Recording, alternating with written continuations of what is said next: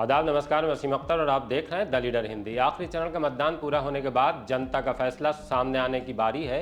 उल्टी गिनती शुरू हो चुकी है। तीसरी बार फिर मोदी सरकार या विपक्षी इंडिया गठबंधन मारेगा बाजी। वक्त नज़दीक है, दावे अब भी बरकरार हैं। अब इलेक्ट्रॉनिक वोटिंग मशीन ईवीएम का नतीजा किसके हक में आने जा रहा है, बस 2 दिन बाकी हैं।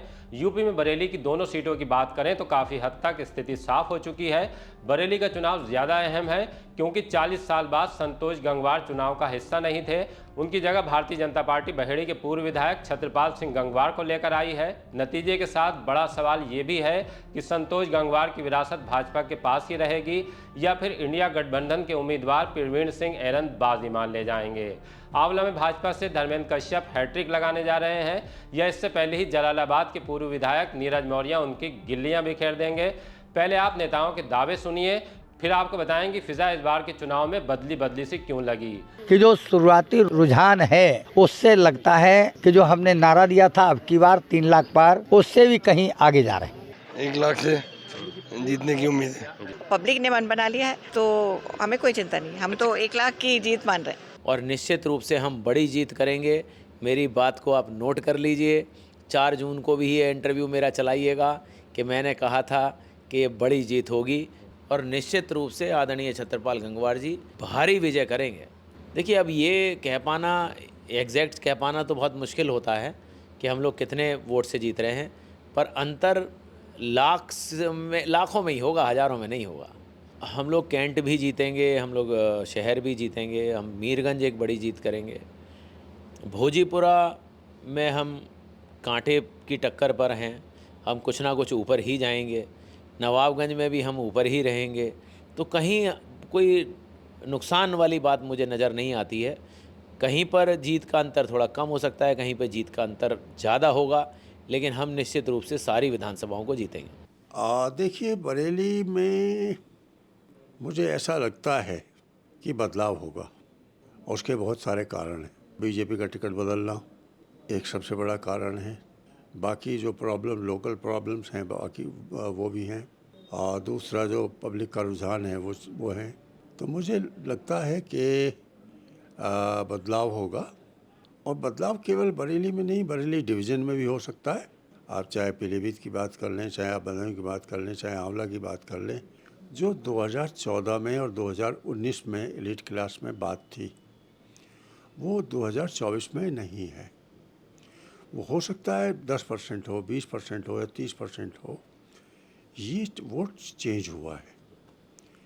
जो इन 2 पिछले इलेक्शंस में 100% जो है वो बीजेपी की बात करते थे, अब कि वो विद्रोह में थे, वो विरोध में थे।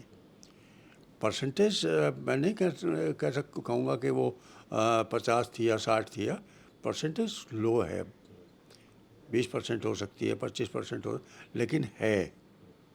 सवाल यहाँ ये उठता है कि जो व्यक्ति 2 चुनाव में विरोध में नहीं था वो अब क्यों आया? कोई ना कोई कारण है।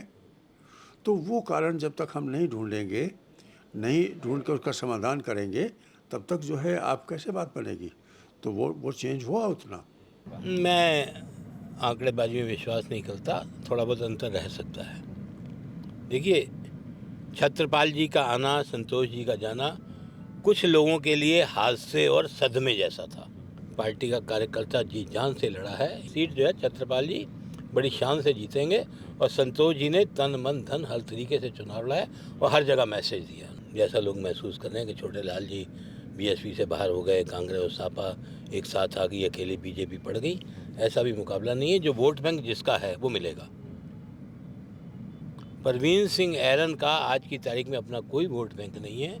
5 साल तक सांसद रहने के बाद जो कुछ उन्होंने प्रस्तुत किया, मित्र, ये कोई राजनीति में ऐसा होता नहीं है। वैश्य वोट भी उनको नहीं मिला है, उनकी बिरादरी का। अब सामने बूथवार निकाल रहे हैं, अब तो सब आ जाएगा सामने। जिस Rampur garden, civil line, elite class पे उन्हें भरोसा है, वो सारा इस बार छत्रपाल जी के साथ नहीं, वो सारा भाजपा, मोदी जी, योगी जी और संगठन के साथ है। उनकी समझ में आ रहा है। केंद्र में बीजेपी, प्रदेश में बीजेपी, स्थानीय निकाय में बीजेपी। हम किस आदमी को वोट देंगे जो भी उंगलियों पर गिन रहे हैं कि हमारी इतनी सीटें आएंगी? बहुत ज़्यादा तो लीड नहीं कह सकते, मगर हाँ जीत का अंतर जो है करीब 50,000 तो होना चाहिए। सरकार के नीचे से जब ज़मीन निकलती है तो उसको पता नहीं होता है। हम लोग भी पिछले 2003 से 2007 तक उत्तर प्रदेश में सरकार में रहे और 2012 से 2017 तक भी सरकार में रहे। तो 17 में जब हम लोग चुनाव में उतरे तब हमको ये उम्मीद नहीं थी कि हमारी सरकार जा रही है।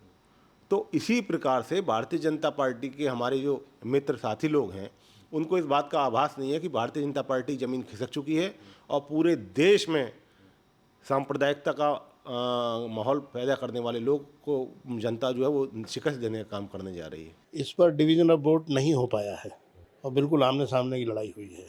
देश में एक अजूबे से कम नहीं है। अब लोकतंत्र है, आमने सामने की फाइट में फंसा तो होता ही है चुनाव। इस समय एक एक वोट की कीमत बढ़ जाती है। देखिए परिणाम का इंतजार कीजिए।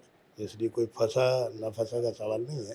प्रतिबद्ध वोटों के आधार पर कोई जीतता नहीं है। फ्लोटिंग वोट्स किसके पक्ष में गए हैं वो काउंटिंग के बाद में पता चल जाएगा और जीत हार का परिणाम आ जाएगा। बरेली के लोग संतोष गंगवार को किसी विराजी के रूप में नहीं देखते थे। उनके कारण से अपने आप को ही एक सांसद मानते थे और अपने आप को सांसद मानते थे, इसलिए रिपीट करने के लिए खुद वोट देने चले जाते थे। इस बार ये वाली भावना जागृत करने में माहौल उत्पन्न हो नहीं पाया।